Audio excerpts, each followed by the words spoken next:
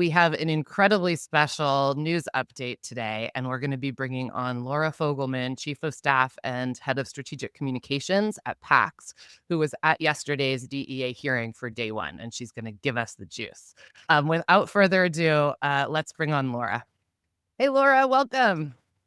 Thank you for having me. Great to be here. Yeah. So I just want to jump right in. How the heck did you end up at this DEA hearing yesterday, and what was it like?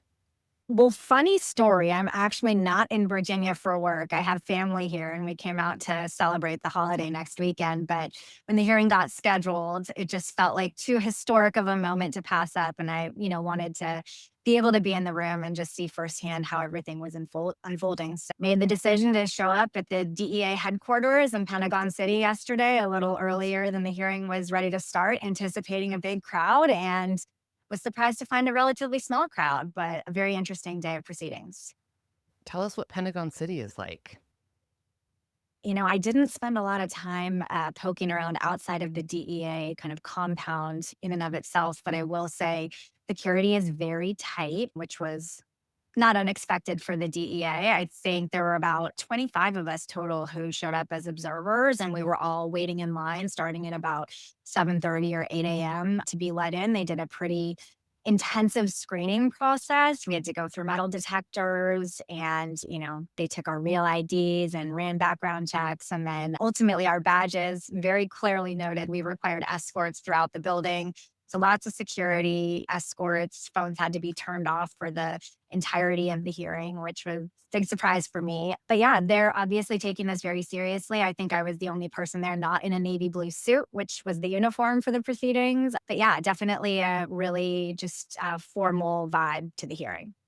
Yeah, and it's notable that only 25 people were there because often a hearing like this would be live streamed, and it wasn't. And so not only was it not live streamed and accessible to people from home or from around the country and the world who were paying attention to this momentous moment, but there wasn't even recording allowed. So the notes that you shared with me and that we're going to talk through, you were taking those by hand, as were everyone else in the room, right?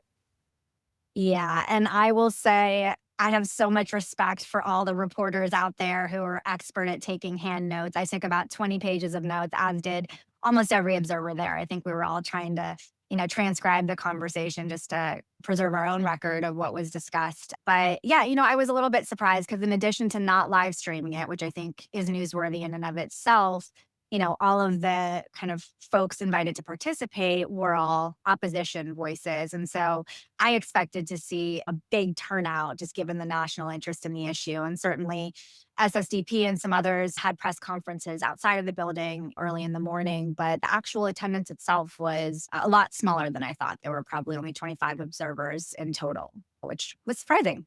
It's a big deal. I think a lot of us have spent our careers fighting for reform and market access and would have liked to be there. And it's not easy to get to Arlington. And like you said, it's a holiday weekend. So it's a complicated time. But let's dive into what you saw, what you observed. And you shared two questions with me that was the lens that you were wearing going into the hearing. So why don't you tell us what those questions were and what you learned? Yeah, sure. And I think this is not going to sound dissimilar for most of the folks that are listening and from within the industry. But the two big questions I had going in and really wanted to get a lens on were, how strongly the government was truly going to defend rescheduling and really position themselves as a proponent of the change. And then secondly, what was the opposition strategy going to look like? Obviously, the way it's structured yesterday was the government day to present their case, and the opposition kind of they each have scheduled days to make their own arguments, but they had the opportunity for cross-examination of government witnesses yesterday. And so I was really interested to kind of see what questions were going to come up and what they were really prioritizing. So that was what I was interested in going into it. And I'll say I thought the government started really strong. I was pleasantly surprised by the case that they made in their opening statements and how clearly and methodically and precisely they really laid out the scope of these hearings, but also really defined what was not under discussion or up for debate in this, which was everything from the fact that the OLC already ruled on the two-part test. And so that was not something that was, to be litigated. The fact that they weren't advocating for legalization. They were literally there to demonstrate that there was a currently accepted medical use for cannabis, which therefore, meant it could no longer be defined as Schedule One. So that was, a really, I think, strong place to start. And then, the attorney for the DEA, James Schwartz, he had kind of an interesting moment toward the end of his opening remarks where he said, we're not here to say cannabis isn't dangerous. All controlled substances are dangerous. We're here to weigh basically the benefits with the risk and make a scheduling recommendation. And that was really the crux of what everyone was there to discuss. And so the DEA had an opening statement. Was there a opening statement from the opposition as well? No, they'll have the opportunity for that on their scheduled days to make their arguments. Okay. And how long did the opening statement last? They started at about 9:30 and went until about 10:45 with a 10-minute break in there. And then we actually had a long lunch. The opponents weren't ready to start their cross just yet. And so they started at 1 and went basically from 1 until 5, cross-examining the government's first witness. Okay. But did the cross-examination started after the government was able to question the witness also, or Oh, how did yeah, it work? sorry. The Yeah. government did their opening statement, and then they brought on Dr. Taparino, who was their first Okay. witness, and his testimony went until about 10:45. And I've read your notes and a few other folks' notes from some newsletters about what he said. And it sounds like he was really articulate and scientific. Tell us a little bit about what he had to say. Sure. Dr. Taparino is a very credentialed, experienced leader within the FDA. He has a strong scientific background. He, has a doctorate. He led the rescheduling exercise within FDA. So he has a lot of expertise specifically on the process that they undertook. I think it's important to note that he was there as a fact witness, not an expert witness. The FDA had basically authorized him to testify on 3 specific things, and anything outside of those things under his TUI letter was, not fair game for the conversation. But he basically took everyone through the journey of the 10-month evaluation that the FDA did. And he explained the process, all of the data inputs, how they made determinations about various things, and ultimately what their findings were, all of which are in that report and recommendation. But, he was very, again, systematic in how he approached that. I found him to answer the questions in a very unemotional, informative, solid way. He wasn't coming across as communicating any point of view of his own. He really was just educating everyone on what that 10-month journey had looked like. Got it. And so I did receive some notes from Vicente Law Firm, who also had a law clerk in the room that was taking notes. And their notes on Dr. Chaparino, they said, a point at the center of the testimony, only a single currently accepted medical use is required for marijuana to come off Schedule 1. And that the FDA analysis identified 3, not 1, qualifying conditions, and that those conditions are anorexia associated with a medical condition, nausea and vomiting, and pain. So it sounds like they basically are saying that we have gone far beyond the 1 medical use, and we've identified multiple. Yeah. And he did a really good job too of explaining the way that these medical programs are operating in the States. There are about 15 different indications that cannabis is actually being used for. And they chose 7 of those and did a deep dive into it. And so when they came up with the 3 that they felt demonstrated medical use, they really had substantive evidence supporting those determinations. Okay. And so then what happened with the opposition? How did the opposition approach Dr. Chaparino, and what did you think of their arguments?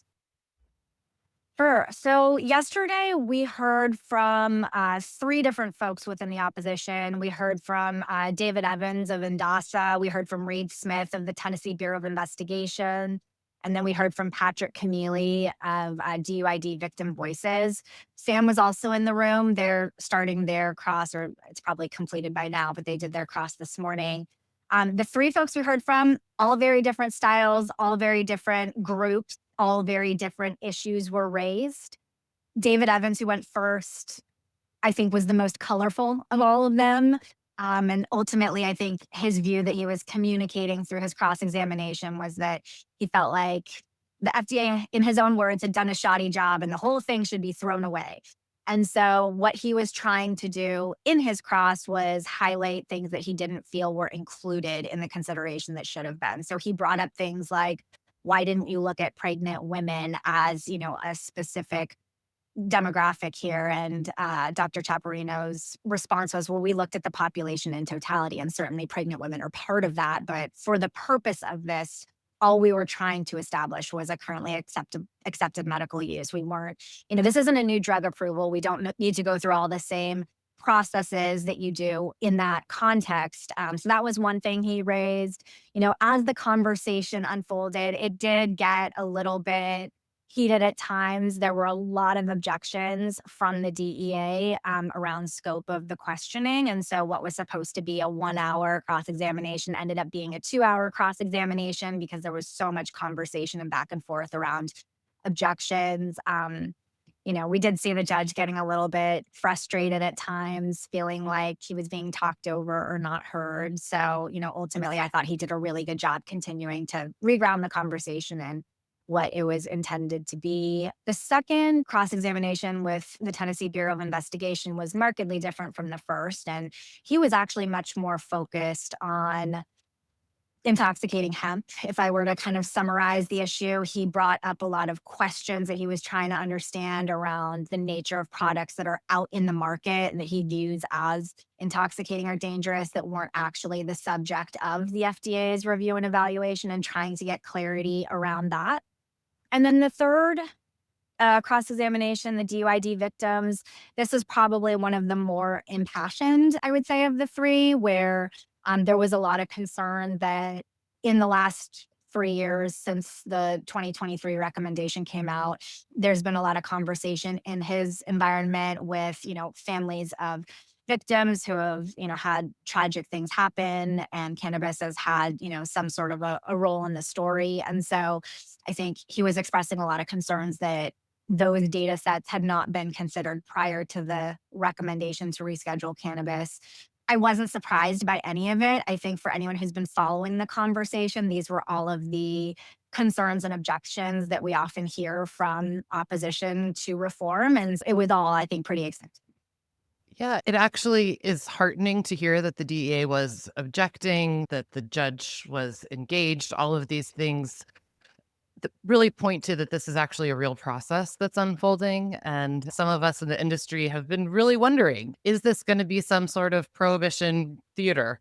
Uh, and is the DEA going to actually stick up for Schedule 3 after really being on the other side of the issue for the past 50 years? And what I'm hearing from you is that there's potentially some optimism that the industry can have from what happened yesterday.